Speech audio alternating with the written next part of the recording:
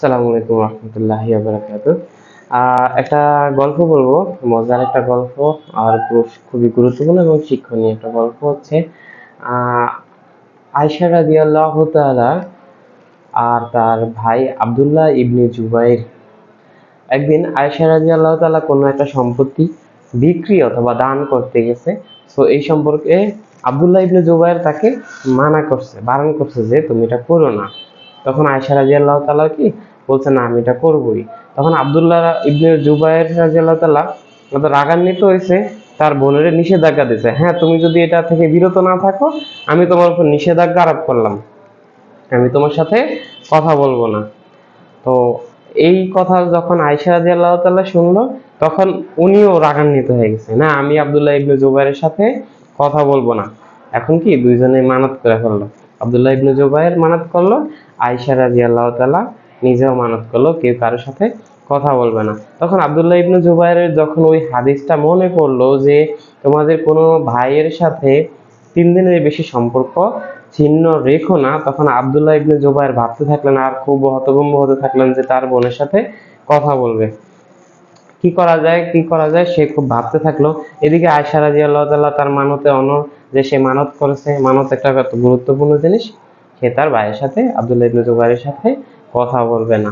তো আব্দুল্লাহ ইবনে জুবাইর ভাবতেছে, আলোচনা করতেছে, এমন সময় একদিন ইবনু মাকরামা ও আব্দুর রহমান ইবনে আসওয়াদ, তারা হলো জহুরা গোত্রের দুই ব্যক্তি, এই জহুরা গোত্রের দুই ব্যক্তির সাথে আলাপ করলো এবং তাদেরকে বলল, আপনারা এক কাজ করেন, আপনারা আমাকে আয়েশা রাদিয়াল্লাহু তাআলার কাছে নিয়ে যান অথবা মীমাংসা করে দেন। তো তারা তো মীমাংসা করার জন্য আব্দুল্লাহ ইবনে জুবাইর কিছুতেই আসতে দেবে না আয়েশা রাদিয়াল্লাহু তাআলা, তারা একটা প্ল্যান করলো। তারা কি করলো, আব্দুল্লাহ ইবনে জুবাইরকে মুড়িয়ে নিল, কোনো কিছু দিয়ে চাদর দিয়ে ঢেকে তাদের কাছে গেল, তাদের আয়েশা রাদিয়াল্লাহু তাআলার বাসায় গেল। আয়েশা রাদিয়াল্লাহু তাআলা বাসায় যখন গেল, তখন অনুমতি চাইলো তাদের ঘরে যাওয়ার জন্য। তো ওই ইবনু মাকরামা ও আব্দুর রহমান ইবনে আসওয়াদ দুইজনে বলল, আমরা কি আপনার ঘরে প্রবেশ করতে পারি? আয়েশা রাদিয়াল্লাহু বলল, জি প্রবেশ করতে পারেন। তখন ওনারা আবার রিপিট করলো, আমরা কি সবাই আসতে পারি? এখানে কি কৌশল খাজাইলো যে আমরা কি সবাই আসতে পারি? তখন বলল যে হ্যাঁ সবাই আসতে পারেন। তো সবাই যখন আসলো, ঘরে ঢোকার পরেই আব্দুল্লাহ ইবনে জুবাইর কি করলো, পর্দার ভিতরে চলে গেল, আয়েশা রাদিয়াল্লাহু তাআলার কাছে গিয়ে চলে গেল এবং আয়েশা রাদিয়াল্লাহু তাআলা জড়িয়ে ধরলো এবং বলল, মানে ক্ষমা চাইতে লাগলো। তো এদিকে আয়েশা রাদিয়াল্লাহু তাআলা কিছুতেই মানতে নারাজ, এদিকে ওই দুই ব্যক্তি অনেক সুপারিশ করতেছিল, বারবারে রিকোয়েস্ট করতেছিল যে আপনি ওনারে ক্ষমা করে দেন, ওনারে ক্ষমা করে দেন, ওনার সাথে কথা বলেন, আপনি মানত ভঙ্গ করেন। আয়েশা রাদিয়াল্লাহু তাআলা না, কিছুতেই সে তার মানত ভঙ্গ করবে না, কান্না করতে শুরু করলো, কাঁদতেছিল, না মানত ভঙ্গ করবে না। অনেক সুপারিশ করার পরে, অনেক কিছু বলার পরে, তখন যে রাসূল সাল্লাল্লাহু আলাইহি ওয়াসাল্লামের হাদিসটা বলার পরে যে 3 দিনের বেশি সম্পর্ক ছিন্ন রাখা যাবে না, তো একটা সময় আয়েশা রাদিয়াল্লাহু তাআলা এসে তার মানত ভঙ্গ করলো, এর বিনিময়ে তারা কি করলো, 40টা গোলাম আজাদ করে দিল, 40টা গোলাম আজাদ করে দিল, আর আব্দুল্লাহ ইবনে জুবাইরের সাথে আবার কথা বলতে থাকলো।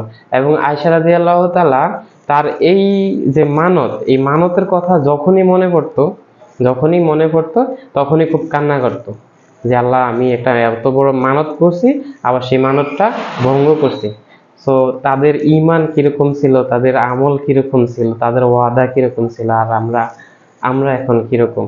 আমরা মানত করি অমুকের সাথে কথা বলবো না, অমুকের সাথে কথা বলবো না, আবার দেখা গেছে এক সময় এমনও পার্সন, এক ভাইয়ের সাথে এক ভাই দীর্ঘদিন সামান্য ছোটখাটো ভুল ত্রুটি নিয়ে বছরকে বছর আমরা এক দিনী ভাইয়ের সাথে আরেক দিনী ভাই কথা বলি না। এই জিনিসটা আসলে ভয়ঙ্কর, ঠিক আছে? পরিবারের সাথে, মা বাবার সাথে অনেক সময় আমরা কথা বলি না, দীর্ঘ সময় রাগ করে। দেখা গেছে অন্য ভাইদের সাথে, বোনদের সাথে দীর্ঘ সময় আমাদের বিভিন্ন ইস্যু নিয়ে কথা বলি না, কিন্তু এটা রাসূল সাল্লাল্লাহু আলাইহি ওয়াসাল্লামের হাদিস যখন চলে আসে 3 দিনের বেশি কথা না বলে থাকতে পারবে না। তো আল্লাহ তাআলা আমাদেরকে বুঝার তৌফিক দান করুক, আমাদের হেদায়েত করুক, আমাদের দ্বীনী ভাইদের হেদায়েত দান করুক। আর হাদিসটি হচ্ছে সহিহ বুখারীর হাদিস, 6073, 74, 75 নম্বর হাদিসে আসছে। হাদিসটা অত্যন্ত মজার একটা হাদিস, এই জন্য আপনাদের সাথে শেয়ার করলাম। আসসালামু আলাইকুম।